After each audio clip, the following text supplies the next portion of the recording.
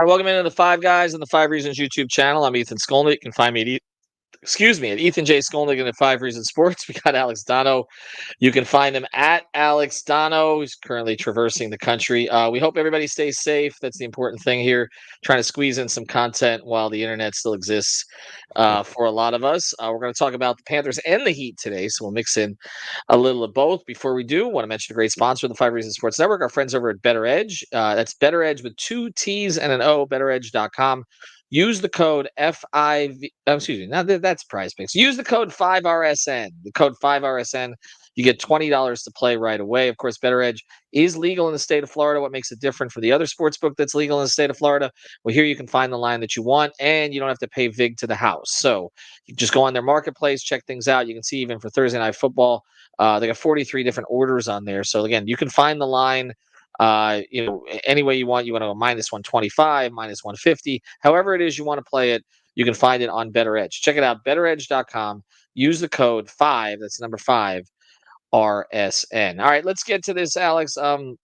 Both teams played last night, the Heat and the Panthers.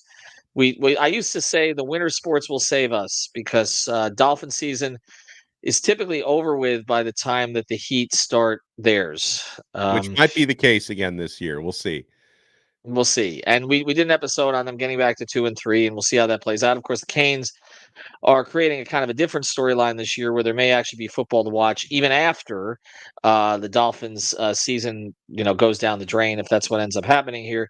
But what we didn't used to have was the Panthers taking center stage, and we did last night. And this is just how good a day this was for them. And then I know people want us to talk Heat, so we'll do some of that too. But first thing, again, they couldn't give out their rings in the public ceremony like they wanted to on Monday because of the weather situation.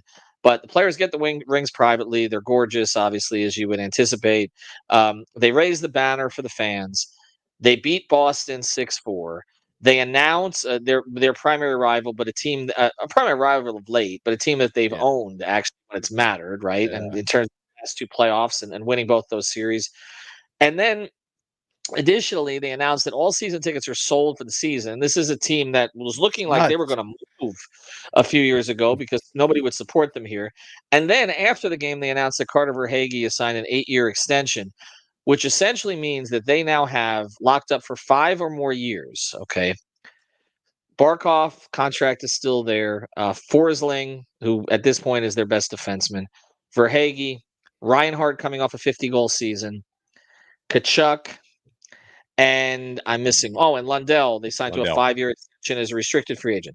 So you're talking about arguably their best, most promising young player, plus their captain, their engine, who's Kachuk, as I mentioned, their best defenseman, and one of their best clutch players in Verhaeghe. These guys are all locked up now for 5 or more years. And I'll just get to this before we're going to pivot to the Heat later. They have a chance to be dynastic. Like they really do. With the only caveat I would add is that hockey is so unpredictable in the playoffs. Yeah. But they should be a top 4 team in their conference in terms of having a chance to advance out of the conference for the next 3, 4, 5 years. And if that's the case, they can be up there with the great Canes teams, the great Heat teams that we've seen in previous years that were consistently contenders. I mean, they have built it the right way. They're continuing to build it the right way. And of course, when they brought in Bill Zito a few years ago, like he really kind of put that rebuild perfectly on track and on steroids. But I would say that the way that they built it even goes back prior. And obviously, every now and then with Dale Talon and some of the previous people in charge, like they would sometimes take a step forward, 2 steps back, couple steps forward. But still, really, I look at the current ownership group, and they're the ones who have been building this the right way, because it has been a gradual incline, until the last 3 years, obviously, where they're making it deep playoff runs, Stanley Cup finals runs, they win the championship. But even prior to that, they started to become a regular, if not perennial, playoff team. And I think what the Panthers have been able to accomplish, Ethan, in this town during this rebuild, this build, whatever you want to call it, is I think it's a great illustration, and we've seen it before with other teams, including the Panthers back in 1996, that like if you build like a dynastic type of product, and you put a great product on the ice, on the field, on the court. We've seen it, of course, with the Miami Heat, with the fan base that they've created, that, you know, a fickle sports market like South Florida is going to support a team that is worth your time and money, because there are a lot of other things in Miami and Fort Lauderdale that you can be spending money on, and certainly a lot of other things you can be spending time on. You know, this is not Green Bay, Wisconsin, where you put on a game, people are going to show up because what else do you have going on, right? And you see the way that they have. I mean, what really caught my attention was, you talked about it, I heard about this last night, that they've got all their season tickets sold out for the first time ever. I mean, Ethan, I can remember going to games over the years in that arena early on in this ownership group, previous ownerships, where, you know, you were at that arena with a couple hundred of your closest friends, and it's just that's just what it was. And now you look at, you know, the sort of community support that they have developed, and it's not even just, you know, the product on the ice, of course, is the biggest thing, but you've talked about a lot what they've really done with the South Florida community and the new practice facilities and everything that they put down there at the War Memorial area. So I just love the way that this organization is being run. And I love the fact that we got to see them, you know, kind of continue last season's success on the ice last night. There was no Stanley Cup hangover. Like, the team played great. You know, the 6-4 final score actually made Boston look a little bit better than they were on the ice. I mean, they were down 5 and 6-2 in that hockey game before they scored a couple of late goals just to make it look closer than it was. I mean, the Panthers didn't give up a shot on goal until, I think, 4 minutes, 41 seconds into the hockey game. You know, Korpisalo didn't have a very good game in the Boston net, but the Panthers were crashing the net all night long. So this, you know, it's encouraging. It's one game out of 82. And of course, they'll be playing a lot more than 82 games this year, but it's the first game of very many, but a great way to start your season and a great way to treat your fans after you unveil the Stanley Cup banner. So I'm super happy with what they did last night. Yeah, and the fans chanting for Swayman, which was kind of funny there as they were beating up on Boston's other goaltender. The thing about it is, it isn't always the case that a team comes out with that kind of after that kind of ceremony and plays well. I was there for Heat Ring ceremony day against the Bulls in 2007, and they got beat by 35 points. And everybody's like, "Oh, it's one game; it's a bit of a hangover." And then we saw the way that season played out. And they ended up getting swept by the Bulls in the first round of the playoffs Yeah. a few months later. So I do think that, and I haven't been around them a lot, but I was at media day, and again, there is a certain atmosphere about the Panthers in the area that I live in. I'm in East Lauderdale, and of course, I'm right across from Baptist Health and the Iceplex, and there's just a lot of Panther excitement here, and I just have not gotten any sense of a letdown from the organization. Like, I just don't get that feeling. They brought everybody back of great significance because they lost a couple players to the third and fourth lines. But the one thing Zito has shown is, in addition to being able to sort of make the bold trade like he did for Kachuk, or be able to re-sign these guys in a lot of cases below market deals because they want to be here, which is very different from what it used to be. Yeah. But he's also finding plug and play guys, out there, just like he did last year, but bringing in Evan Rodriguez, who is still with the team, but ended up becoming, one of their better playoff players, and it was critical for them. He was the only guy scoring at certain parts of the finals, and he made a big defensive play last night to help his goaltender. They're really, really well positioned. It would be hard to see what is going to derail them. I'm not saying they're going to win the cup every year, because again, there's a lot of luck that goes into that, and they better get the goaltending, and we'll see if Bob can still hold up as he ages. And of course, Spencer Knight is going to be part of the equation now too. But they should be in the mix. I don't really see anything that's going to keep them away from being one of those teams, so to speak. And as we go to the other side of the break, we're going to talk about a team that's trying to get back to being one of those teams, as they've been many times before. But it was a great debut for the Panthers.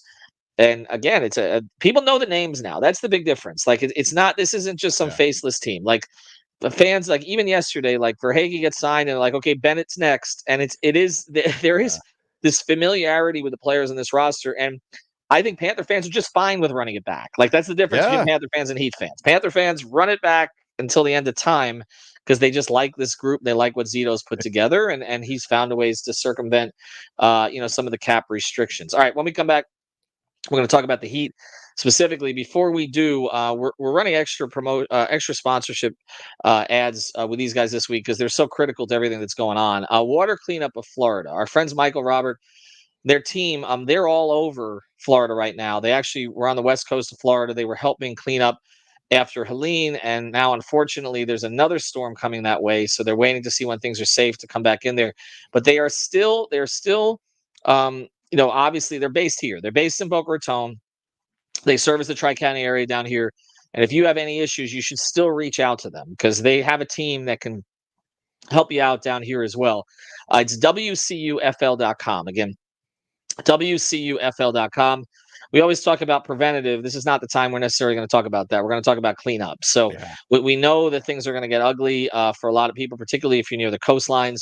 So they can go in and take care of everything for you: the water mitigation, the dry out, the damage assessment, the mold remediation, and then help you with the rebuild and as you work with your insurance company. So reach out to them. Again, it's WCUFL.com. Make sure you mention 5 Reasons when you do. Helps us. Also helps them know where you're coming from so they know where to best direct their efforts. So WCUFL.com. If you've got the schmutz, they got the guts. All right, another team was in action yesterday and is going to be off on Thursday, which was not expected to be the case. The Heat have suspended their Thursday night game against, I believe it was against Atlanta, preseason game. It's going to move to next Wednesday. So they actually have back-to-back preseason games next week at home. None Thursday. They should have one Sunday. We'll see how that one plays out. They're supposed to have one at 3:30. But Alex, one thing came out of that game, and we touched on it on 5 on the floor, and this is going to be a consistent theme with this team. This team is kind of moving in a bunch of different directions, right? They got the Jimmy era. Then it seems like Bam is ready for more. Hit a couple threes again last night. Was 2 of 5 from 3. But every year there's a young player that the fans are going to be calling for to play before Eric Spoelstra is ready for him to play consistently. And I'm just going to say this about Kel'el Ware. It was impressive, just as Summer League was impressive. But just as I said with Jovic last year, it would be great if Heat fans could look back at recent history and say, okay, there's a reason the Heat do this, but they're not going to. They're going to get upset every time that Bryant plays ahead of Ware or Love plays ahead of Ware or Ware doesn't play with Bam. And what I'm saying is it's not just what's best for the team this year, because playing Ware more may be better for the team. But they're going to put him through a developmental program and make him, quote unquote, earn it like they have with other young players. And most of the time that has worked out correctly. So I will ask you, Alex Donno, they have a shot blocking big man now to pair with Bam. It's the shiny new toy. Everybody wants to see it. Are you okay with Kel'el Ware not getting big minutes this year? Even if it means losing a game here or there, even if it means having to watch someone that fans don't really want to watch anymore, which is like Thomas Bryant. I am, because I trust Eric Spoelstra, and of course, this sort of tried and true method predates Spoelstra. He learned it from Pat Riley. I don't know where Riley learned it from, but that's the Heat way, and it tends to work long term. Because again, whether or not you kind of force Kel'el Ware into the lineup early or too early, I don't see the Heat as being a legitimate contender this year. I hope I'm wrong about that, but if you're not talking about him being a piece that could potentially get you, give you a boost you need to be a top 3 seed in the East or a championship contender, I don't think that's necessarily in the cards for this team anyway. So I do think we're at a point where you have to be thinking about the short term and the long term simultaneously. I don't obviously you're not, trusting the process, and you're not telling your fans this year doesn't matter. And of course, I hope Jimmy plays with a fire lit under him this year. So it's not that the present doesn't matter. It absolutely does. Like the Heat have shown us before that they can create contenders where you don't expect contenders to be. Everyone remembers the finals runs in recent years. But at the same time, you cannot mortgage your future for the short term with the position you're in. So I think if you think about both of those things in mind as a Heat fan, I want the best for Kel'el Ware's development long term. And if that means maybe not playing as much early on in the season as fans want him to, and there's going to be those chants, there's going to be those desires to see him more, I think I'm okay with this, because Eric Spoelstra is a coach that I tend to give the benefit of the doubt to, and will continue to do so. It's funny to me that when and we did a podcast on this, Sean Rogers and myself, that when the GM survey comes out and Eric Spoelstra is classified as the number 1 coach in the league, and fans agree with it, and then fans are wondering why he didn't win a coach of the year. And yet when Eric makes a decision like this or trends towards a decision, all the fans disagree with it. And it's like, wait, you trust him or you don't? And I'm not saying you can't be critical of certain things. We are as well. But this is the way that they do things with young players. And the other part that's funny to me is last year it was all about Jovic, and now everybody's just casting Jovic aside as he's starting to blossom because Yeah. they want to see more of where. Because Jovic isn't the shiny new toy anymore. I Right. think the shiny new toy syndrome is the big thing, and I fall into it sometimes myself. That you want to see the guy you have now that we've gotten a pretty good look at Jovic, Right. and I like what I see, but he's no longer the shiny new toy. Yeah, no doubt. And everybody again once new. I get it, but there's room for all of them in the long-term rotation. And if you're talking about developing a long-term front court rotation of Bam, Ware, and Jovic, you're going to be in pretty good shape for a very long time. And then there's the other, thing that you have Jaquez, who we have not seen yet in the preseason or the scrimmage because he's dealing with a groin injury. And so, their young core is impressive, and I like Larson a lot, and I think Spo does. You can tell, and he's going to get. I would not be surprised at all if Larson gets more playing time this year than Ware does, just because he's more ready to play right now at a role that they need. I think he's going to sop up some of the Caleb Martin minutes. So look, I think the preseason has been promising, and I'm talking about training camp, Yeah. preseason, and scrimmage because you can see that they have some balance on this roster. And ultimately, for me, Alex, as we close here, it's going to come down to what Jimmy they're getting. And I Yeah. recommend that everybody watch the Netflix special. I haven't got a chance to watch all of it, starting five, but he's in it. He's one of the five players featured. There's a lot of behind the scenes footage. But in episode 6, and I haven't gotten to the episode yet, but Anthony Chang chronicles it in a Herald story today, that he speaks about the death of his father and how that affected him last year. And again, we alluded to that. We knew kind of what was going on, not all the specifics of it, but tried to give him a little grace in terms of what he was dealing with at that time. I think he was surprised. His camp was surprised that Riley focused on the availability thing so much at the end of your press Mhm. conference, in part because some of the missed time was related to this. But all I can say is, in talking to people around the team, they feel like Jimmy's in a good frame of mind right now, and that they're expecting a good season from him. And we will see. But like they have like it's funny because I feel like they have more of the supporting pieces in place now than they've had Yeah. during his run. But now it's like, okay, is he still it? And Right. and I think that is ultimately going to determine it because there's just so many directions that they can go with this team right now. And Spo's got a lot of puzzle pieces. I like their depth this time, but ultimately, can Jimmy go to battle with the Giannis's, Giannis and Dame, or what the Knicks have put together, or Tatum and Brown? Can he do that the way he has? To me, that ultimately is the question of this season. And the other stuff is nice and fits well for the future. If Jimmy's not Jimmy, then what Khalil Ware is this season, or Pella Larson is this season, or whether Duncan or Tyler starts, none of that matters. He has to, along with Bam expanding his game, Jimmy has to be something close to Jimmy, and that's what's going to determine their success. Well, I mean, this to me, it's going to be a compelling season for Spolstra and for people within the organization because so much you talk about having pieces with the supporting cast, like compared to so many of the years when the Heat have contended, a lot of this is more built from within. I mean, we think about how many trades in recent years to try to get guys in to play with Jimmy just haven't happened or haven't transpired. But at the same time, the Heat have obviously drafted well. When we saw the Jaquez development last season, and they seem to really have like homegrown, a promising group around Jimmy, who they traded for several years ago. But this feels like more of a homegrown type of Heat, and that's not usually the way the Heat win, and people aren't expecting them to win this year. But it also really makes it, I think, an extra challenge, and it's more compelling to me as a fan to see what Spolstra can do with a group that has a higher percentage of players than usual that are true homegrown talents and not guys. And a lot of times guys still develop after they get traded to Miami. That's when the Heat Hmm. culture comes into play. But like this is more of a homegrown, home drafted roster than we usually see.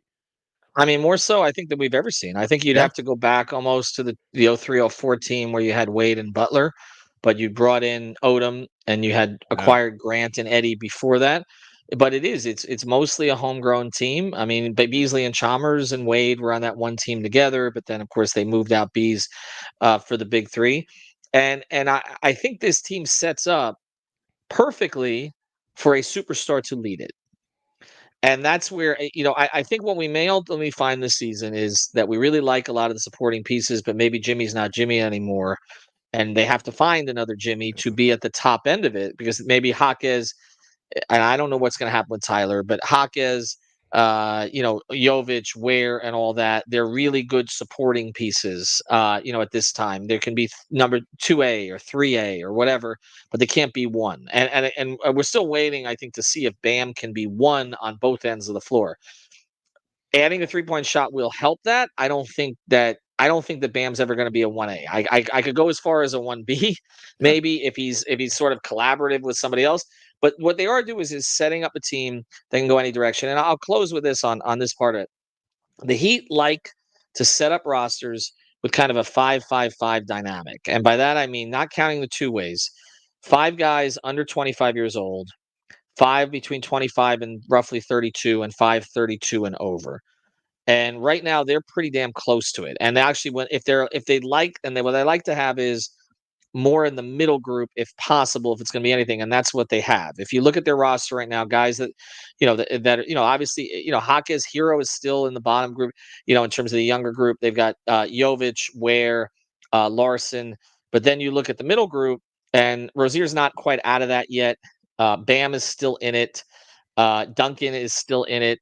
Josh is still in it, although just barely. And then you've got in the over 32 group, you've got Jimmy, Burks, and Love, right? Right. So I think they like where their roster balance is right now. And this season is going to be balancing playing a guy that Spo knows he can trust, like Kevin Love's going to be in the right place, or playing a guy who's going to make 3 blocks in one possession, like Hallel Ware, but might screw up an assignment on the next possession. That's the balance, and I know it's coming, and I saw it on the IG last night. Fans just want more Ware, and next year, whatever young player they bring in, they won't want to see Ware anymore. They want to see whoever that is. Exactly. All right, Alex, appreciate it. Stay safe. I know you're running around all over the place. Hope everybody else does as well. We'll try to get as much content on the channel here as we can until people lose power in various places. But again, wherever you are, stay safe. Water Cleanup of Florida, WCUFL.com. That's the sponsor we recommend in this particular situation. Have a good one, everybody. See ya.